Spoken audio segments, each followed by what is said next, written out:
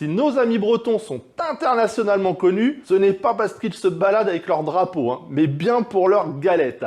Et attention, pour une vraie galette, pas question de parler d'œufs ou de farine de froment. En vérité, elle nécessite jusqu'à 48 heures de temps de repos pour à peine 15 minutes de travail. Bon, les amis bretons, je vous aime bien, mais on va simplifier les choses. Je vais vous donner ma recette de galette bretonne. On va réaliser une crêpe salée. Pour les bretons, une galette.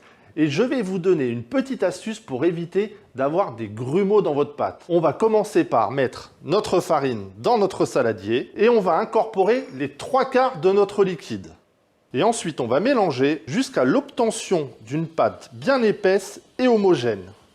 Je récupère bien toute ma farine sur les bords et c'est à ce moment-là, si j'ai des grumeaux, que je vais pouvoir les casser en mélangeant le plus fort possible. Ma pâte est bien lisse et homogène. À ce moment-là, je peux intégrer le reste de mon liquide. Et je remélange.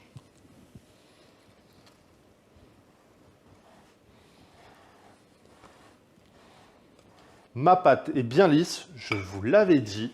C'est une technique pour avoir 0 grumeaux. Je rajoute mon gros sel de Guérande, je remélange.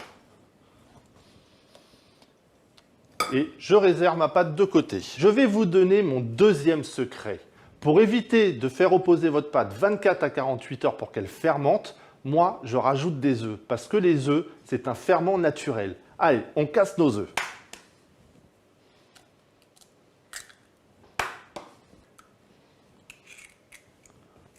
On les bat en omelette. Et on rajoute le miel. Et on rebat. Ensuite, on récupère notre saladier avec notre pâte et on incorpore nos œufs.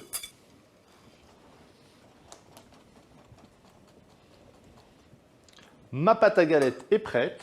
Je vais la recouvrir d'un torchon. Et vu qu'on a mis des œufs, on va pouvoir faire reposer notre pâte minimum 1 heure. Moi, je conseille plutôt 2 heures de temps de repos.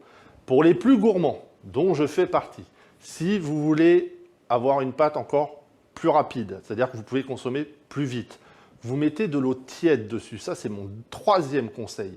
Hein, mais de l'eau tiède, pas de l'eau brûlante, hein, important. Moi, pour ma part, je vais la laisser reposer 2 heures à température ambiante. Ma pâte à crêpes salée, donc galette, a bien reposé. Pour ma part, elle a reposé 3 heures. Bon, j'avoue que je me suis un petit peu assoupi, mais c'est ce que je vous disais. Plus vous allez la laisser reposer, et meilleure elle sera. Donc, on va la remuer, déjà, dans un premier temps.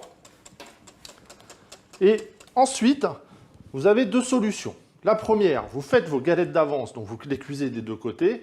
Mais la vraie recette, et vous les débarrassez bien sûr, mais la vraie recette de la galette, elle est cuite à l'unilatéral parce qu'ils la garnissent directement sur la bilique. Donc ça, c'est une bilique. Vous, à la maison, vous pouvez le faire à la poêle, ça sera exactement le même système.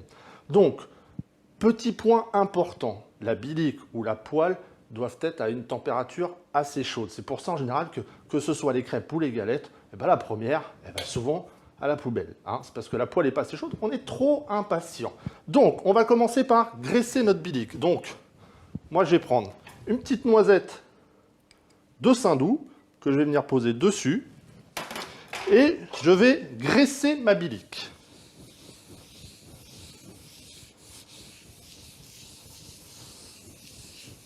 Ensuite, je vais prendre une louche et je vais verser ma pâte dessus. Et là, je vais aller chercher la pâte derrière au fur et à mesure et je l'étale. Hein. La même chose avec une poêle à crêpes, hein, mais on n'utilisera pas la roselle. Alors, on étale bien partout. Je vais pouvoir mettre mon œuf, parce que là, on va se faire une belle petite galette complète, ma préférée. Le gruyère, on va mettre autour de notre œuf pour pas qu'il s'en aille à droite, à gauche. Donc on est généreux. Hein. Et ensuite, notre jambon, qu'on va mettre tout autour de l'œuf sur le gruyère. Super. Ensuite, on va la plier tout en laissant apparaître le jaune d'œuf qui est au milieu. Là, on la laisse cuire tranquillement maintenant. Et pour un peu plus de gourmandise, on va badigeonner tous les bords de notre galette avec un petit beurre demi-sel. Ça va la rendre plus brillante et plus moelleuse. Ma galette est cuite. Regardez, on a l'emmental qui commence à fondre et le blanc d'œuf qui commence à coaguler. On est au top. On va venir débarrasser notre belle petite galette complète qui est magnifique à souhait. On y va, on fonce dedans.